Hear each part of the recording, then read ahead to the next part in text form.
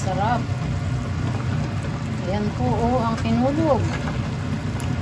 Napakasarap. Luto na po siya. Ayan po, oh. Ang lapot na ng sabaw, oh.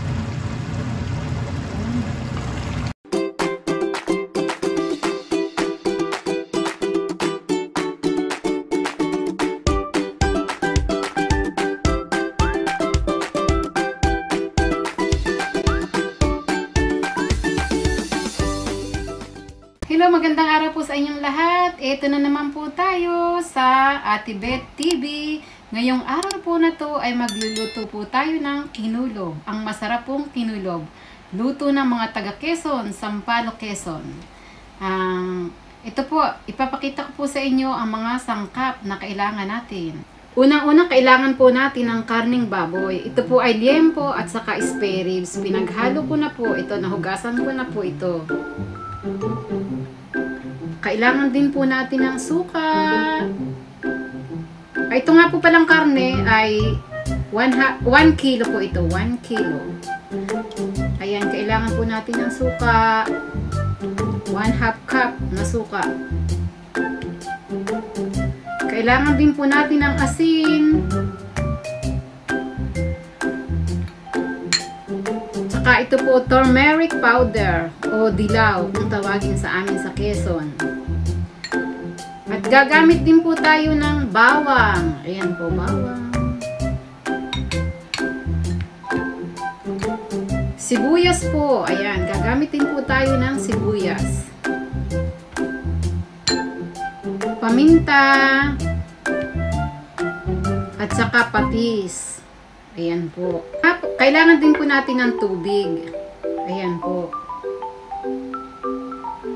At sa pagigisa po, kailangan din natin ng mantika. Pero ang gagamitin ko po is olive oil. At saka ito po ay labong. Pero ang tawag po dito is takinoko po ito. Na-preserve na po siya. Kaya ayan po. Lalagyan din po natin ito. Ayan po. Kaya mag-umpisa na po tayo ng ating pagluluto ng masarap na kinulog ng mga taga Quezon. Ayan nga po, mainit na po ang ating kawali. Lagyan na po natin ng olive oil. Ayan po.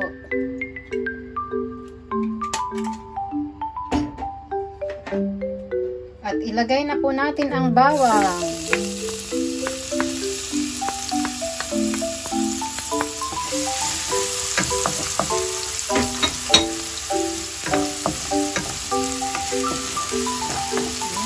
Papuntahin natin ng konti.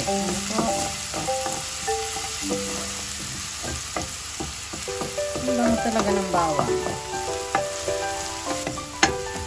Isunod na po natin ang sibuyas.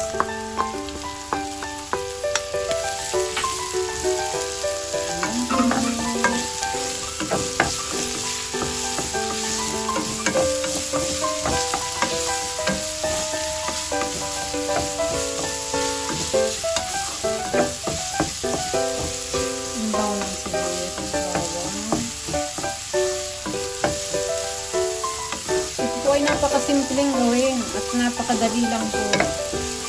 Pero masarap siya. Habang tumatagal siya ay lalong sumasarap.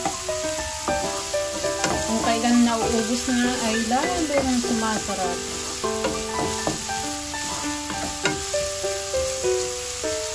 Ayan, okay na to. Ilagay na po natin ang karne. Spare at liempo.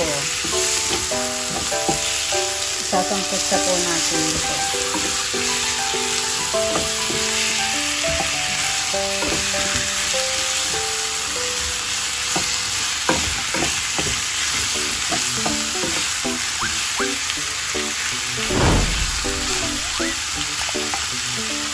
Ayan. Lahat na natin.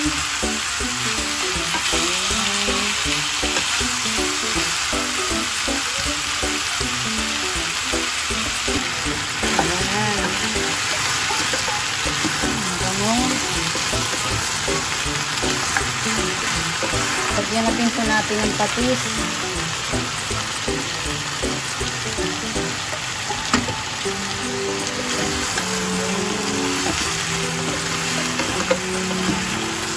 Tagal ko na din hindi nakapagluto nito. Gusto na rin itong tinulog ng mga taga-Sampalo, Quezon. Yan.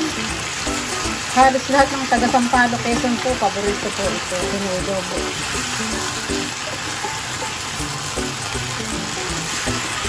Sunod na din po natin ang turmeric powder o dilaw. Ayan po.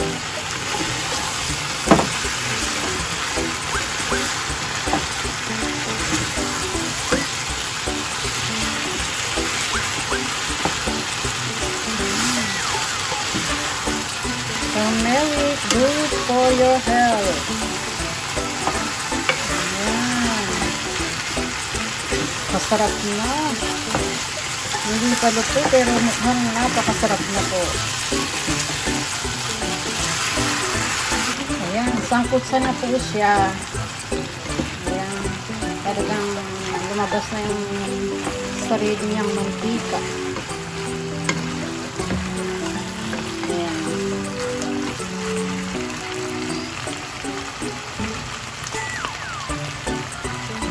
So, lagyan na po natin ng tubig. At para lumambot po, palambutin po natin.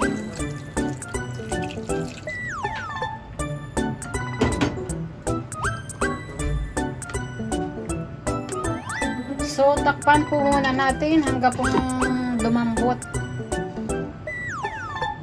ang ating karne. Ayan po, pakuluin po natin hanggang sa lumambot. Ayan nga po, i-check po uli natin.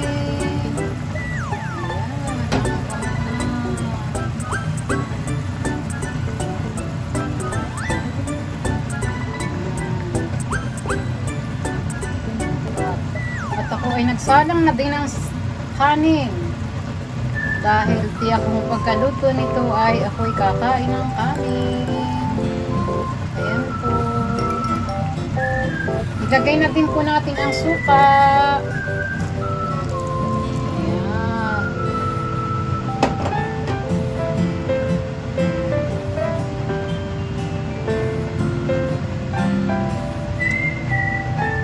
Maya-maya ko po tatakpan pag tumulong na talaga siya. Ang kinulog. Ang masarap na kinulog. Masarap yan pag yung papaubos na tapos lalagyan mo po ng saha ng saging. Ay, sarap po talaga. Ala, tumunog na. Naluto na rin ang aking kanin. Ayan. Ayan, naluto na din po ang kanin. Luto na po. Ang tip ko lang po sa inyo, pag nagluto po kayo ng kanin, pag naluto na po, haluin nyo po. Ayan, haluin nyo po. Para hanggang bukas po masarap to. Konti lang ang sinain ko kasi hindi naman nauubos. Sayang lang. Konti lang kumain ng kanin dito. Ayan, haluin nyo po. Para bukas masarap pa ang kanin nyo. Ano po? Ayan. Tapos takpan uli. Ayan po. Medyo pahinain na natin ang apoy. Hindi ko po muna hinahalo pagka naglagay ng suka. Ayan po. Hintay-hintay pa po ulit tayo hanggang medyo po kumati. At lumambot ang karne. Mas masarap talaga malambot ang karne. Kaya takpan po muna uli natin. Sana po natin ulit. Check po natin. Ayan. So, lumalambot na po siya. Kaya ilagay na po natin itong labong. Ayan. Ang labong dito sa Japan.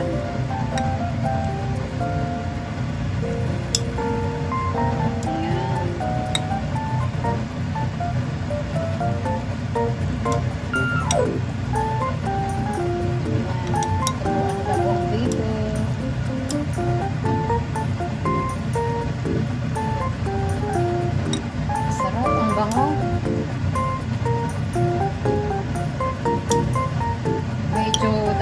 yata ang kain ko ngayong araw na to.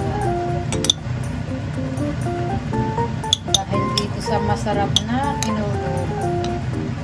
Kinulog ng mga taga Sampaloc, Quezon. Takpan po muna uli natin hanggang sa lumambot na po.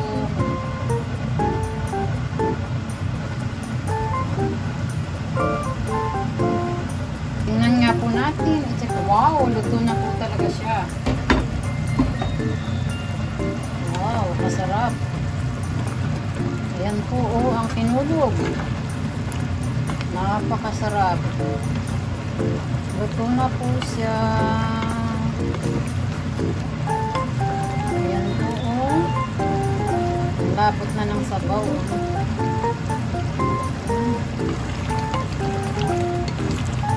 Luto na siya, malambot na. Nagtanggalan na yung mga puto ng spare ribs sa lambot. Ayan. Nakain na po tayo. At ayan na nga po ang masarap na kinulog ng mga taga Sampaloc, Quezon. Ito po, luto na po. Kakain na po tayo. Ito po, oh, ang sarap. Lambot. Ito po, oh, ang sarap po ng kinulog na baboy. Kain na po tayo. Ayan po, oh. Ayan. Ang sarap po. Sa amoy pa lang ay ang sarap na. Ayan na po ang ating kinulog. Kain na po tayo. Tikman nga po. Ang lambot. Sarap. Ang sarap niya.